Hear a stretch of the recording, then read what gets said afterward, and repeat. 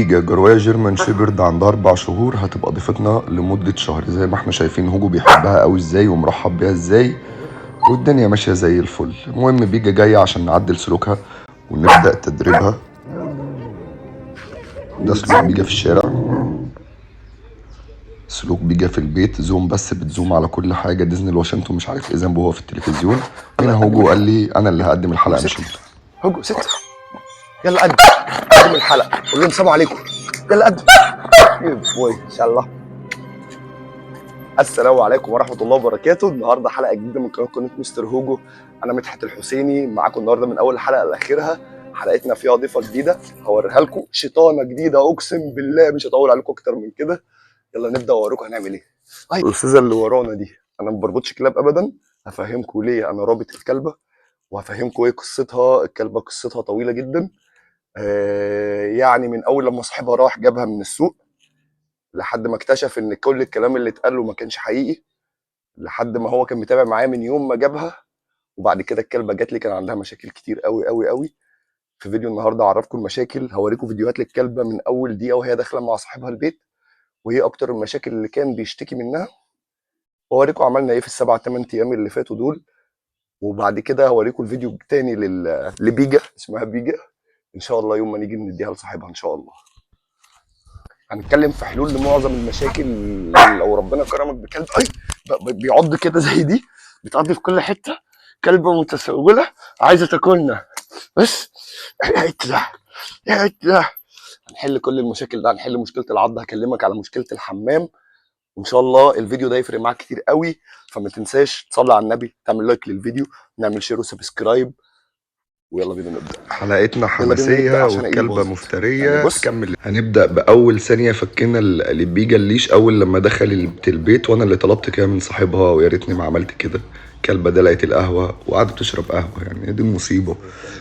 قلبت الدنيا زي ما احنا شايفين.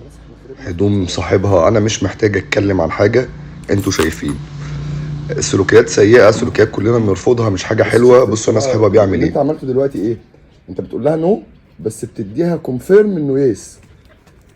بص يا جماعه بتعمل ايه. بص انا عايزك تتعامل عادي زي ما انت بتعمل معاها في البيت. لما بتطلع معاك بتعمل ايه؟ بطبطب عليه. الله عليك، الله عليك يا احمد. جماعه انا هشهدكم على محمد من المتابعين بتوع القناه، ودي حاجه تشرفني.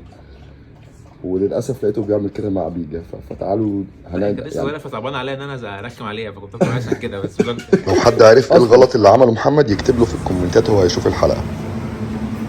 بص برضه انت دلوقتي جيت تديها الاكل، انا فهمت برضه سلوكها انها بتحاول تعض ايدي جامد وانا بديها الاكل، ان انت اصلا بتحدفه لها.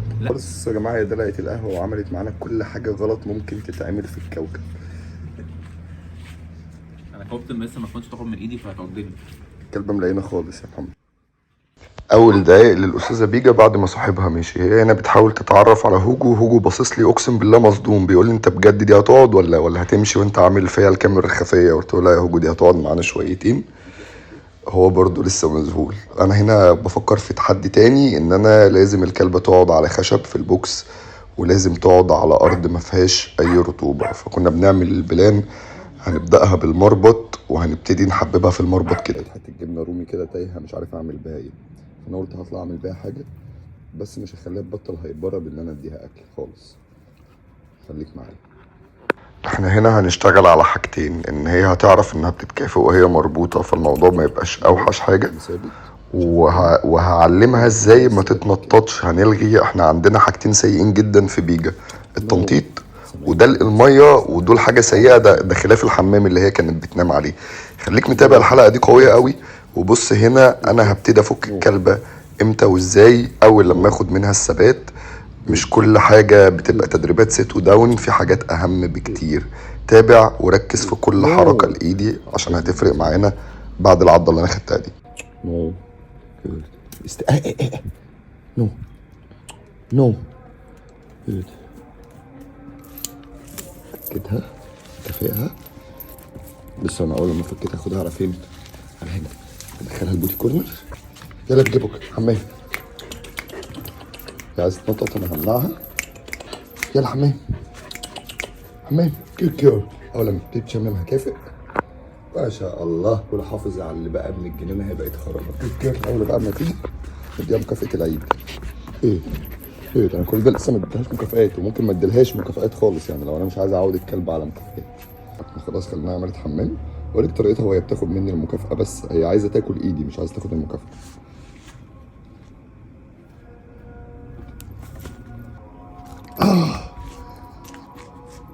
بس هي هجمت هجوم قاتل. تعالوا نشوف تاني عشان اوريكم هنعمل ايه في الموضوع ده. انا خايف منها والله. تعالوا بقى نبدأ معاها شغل. ان انا مش هخليها تاخد المكافأة دي غير بطريقتي. طبعا دي حاجة بيزك من الحاجات الأساسية في الموضوع. انا هعرفها انها مش هتاخد غير لما انا اقول، وهديها ايدي مفتوحة عشان التعوير كتير.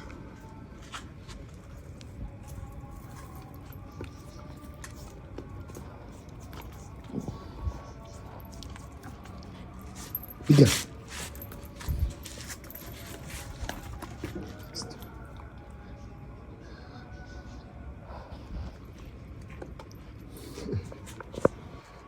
دي أول مكافأة تاخدها مني كمكافأة على حاجة في حياتها.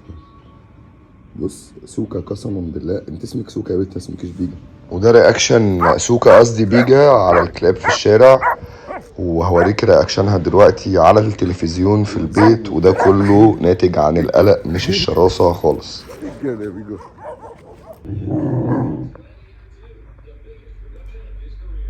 تعالى هنا هوريك انا خليتها تسلي وحدتها ازاي في البوكس وتحبه ازاي.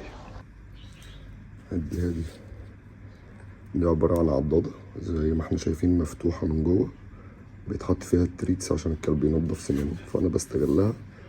عرفتها خلاص، أنا بدأت بيها معاها أصلا يعني، دي كانت مكافأتها كل ما بتدخل البوكس. بيجا تعالي خدي.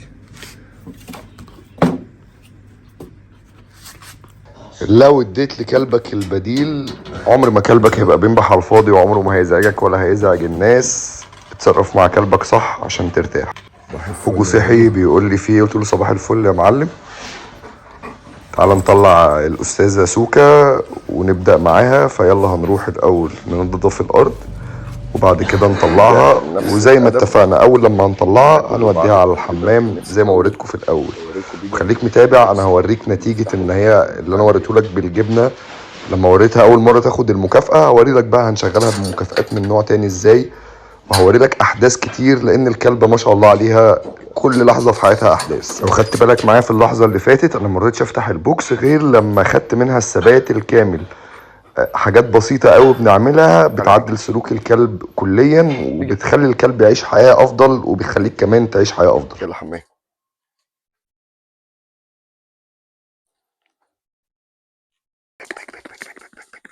بعد الحمام في كل مرة في مرحلة التعليم بيبقى في مرحلة المكافآت. مرحلة المكافآت أنا برضو بشوف بيها حاجة تانية غير اللعب، بشوف تتبع الكلبة للكورة. لقيت إن كل تركيزها على هوجو.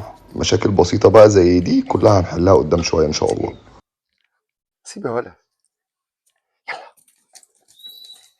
يلا. خليك متابع، اللي جاي فيه أكتر من اللي فات بكتير. هنشوف بيجا، احنا كل دوت لسه في الأيام اللي فاتت. هجيلك دلوقتي اليوم اللي عملنا فيه الحلقة، وهنشوف مستوى بيجا مع بعض وصل لفين.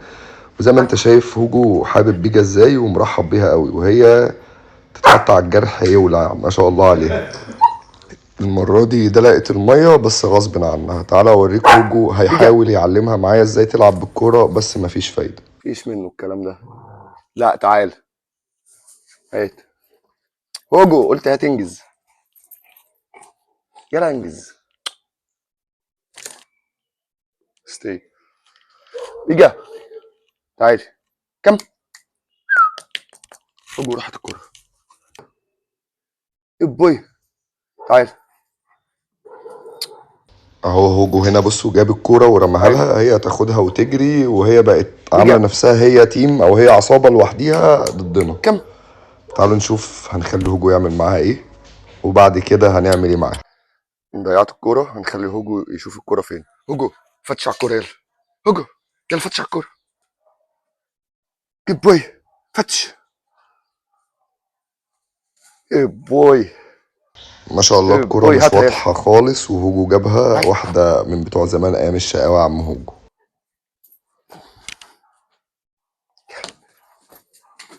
شال بيجي كده عندنا بقالها 7 8 أيام كان عندها مشاكل.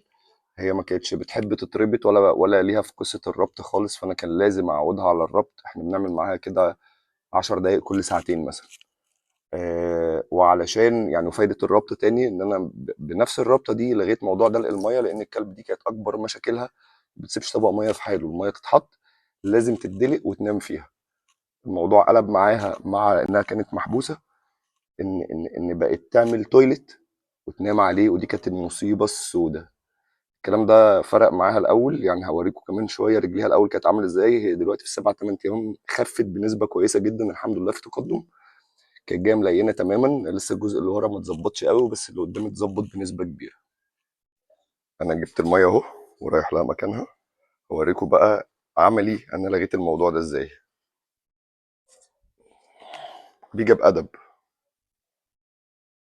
ايزي. خلي الطبق ثابت وفي مكان معقول، وخليتها تشرب بمنتهى الادب. خليها تشرب لحد ما الدنيا تبقى تمام، وهنشيل الطبق خالص. طبعا ده مش موضوع ينفع كان نعمله اول، مع لان انا الكلب نسيت على اصور طول، لكم دي هي في فترة الاول، لان كانت مؤقتة لحد ما بتبهدل الميه بنعلمه ان بتاعتها. المياه انا مش جبت لها للدلق. التريت اهو، مش عارف كده باين ولا لا. هنروح بقى نبدا معاها، مش ندربها. انا دلوقتي برضو مش هدرب، انا هعلمها ازاي تتبع التريت. يعني هي لسه الكوره، هي بتحب الكوره واي حاجه بتتحرك، الغريزه عندها عاليه جدا ما شاء الله. بس انا هعلمها عشان اقدر اخد الشكل اللي انا عايزه بالتدريب اللي انا عايزه بالاداء اللي انا عايزه. فهنبدا بالاكل، ركزوا معانا. هروح افكها واحنا زي ما احنا. بتاكل ايه دي بنت اللذينه؟ هاي احنا برضو انا هنا عايز ايزي. اخلي درايف الكلب عالي على الاكل، بس ما يمنعش ان انا هحاول اوجهها ان ممنوع النط والتنطيط والبلاوي اللي كانت بتعملها الاول. وهنا ده اليوم اللي انا بنزل لكم فيه الفيديو، بص، فقول لي احنا وصلنا لايه. احنا لازم نمسك الاكل. يعني ايديا هي معلش سوري من اللي هي عاملاه فيها، هي مرمطاني. احنا لازم نمسك الاكل كده، مش تحت الصباع ده اهو، كده اهو، كده هنديه للكلبه كده. هي لما تعض مش هتعرف تعض في ايدي من جوه، في نفس الوقت هي شامه ريحه التريت ومش عارفه توصل له. هديها له امتى؟ هنا هديها لها امتى؟ ده السنس بقى. تعالى يا بيجي، بيجي. عايزك تركز مع حركات ايدي في الدقيقتين اللي جايين دول كلهم، وعايزك تركز مع حركات ايدك لو هتديني ما اول عملتش تريت لايك وانت لو في ما بتتفرج في. لحد دلوقتي. هبدا معاه مش الاول عارف اقول لك ايه بمسافات غير قصيره، شكرا كل شويه شكرا. هدي مكافاه، كل شويه هدي مكافاه. واحده واحده هنطول المسافه ونغير الدنيا دي خالص.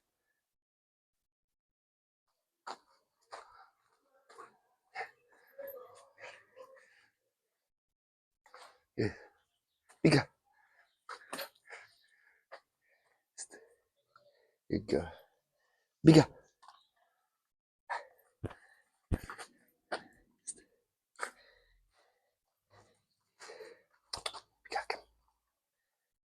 بيجي، بيجي، ايد، بيجي، بيجي. يس يس يس يس. بيجي. ابتدت تتشتت اهي، هنبتدي نعلي الحماس عندها شويه. يلا، جود جود جود، برافو. نو كم، جود. لما ابتدى الحماس يقل عندها، ابتديت اخليها تحس ان هي بتسرق المكافاه من ايدي، عشان الغريزه عندها تعلى وتبتدي تطارد اللي جوه ايدي اكتر. بص، هي مستنيه اللي جاي. يلا، جود.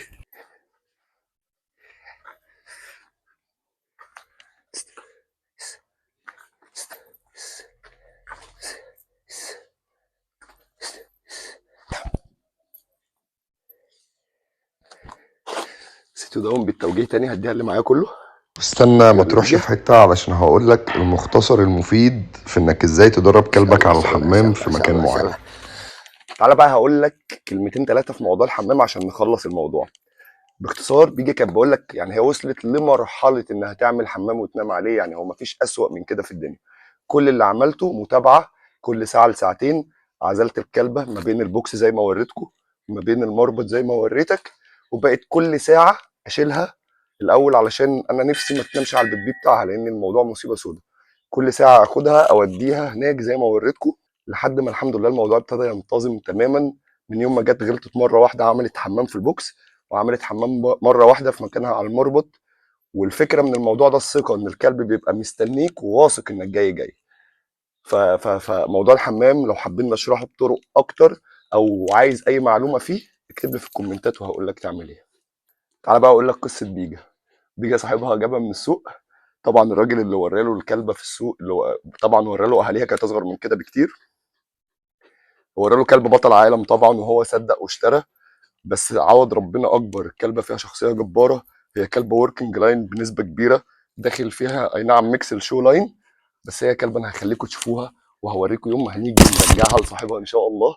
اوريكم الكلبه دي هتبقى عامله ازاي في الطاعه والحراسه، وسلوكياتها وهي خارجه من هنا هتبقى عامله ازاي. ده كان سريع كده، عرفتكم فيه على بيجا بره وجوه، وريتكم فيه علاقتها بهوجو عامله ازاي. وهقول لكم الايام الجايه ان شاء الله هحاول انزل لها فيديو تاني قبل ما نمشيها، غير الفيديو اللي هعرض لكم فيه المستوى الاخير لبيجا. يعني احنا عدلنا فيها شويتين ثلاثه في الايام اللي فاتت، الفتره اللي جايه هنعدل فيها اكتر من كده بكتير. هديها لصاحبها حاجه تليق بينا وبيه ان شاء الله. والكلبه جميله جدا وتتحب احلى من اللي هو كان حاطه في دماغه، شخصيه جباره. كلبه تصلح للحراسه من التراث الاول. كلبه بص سوكه اقسم بالله جباره. جباره، مع ان هي كانت اول لما كانت جايه كانت خايفه من كل حاجه، وكانت بتنبح على اي حاجه بلا مبرر. اي بص دلوقتي هي ابتدت تعضني. هابت، انا مش قلت نو؟ ست. لا مياسه نو، قومي. مياسه نو. طيب انا هروح اكمل معاها لعب. ما تنسوش في اخر الحلقه كلنا نعمل لايك للفيديو، نعمل شير وسبسكرايب، نحاول نوصله لاكتر ناس. انا مدحت الحسيني، دي قناه مستر هوجو.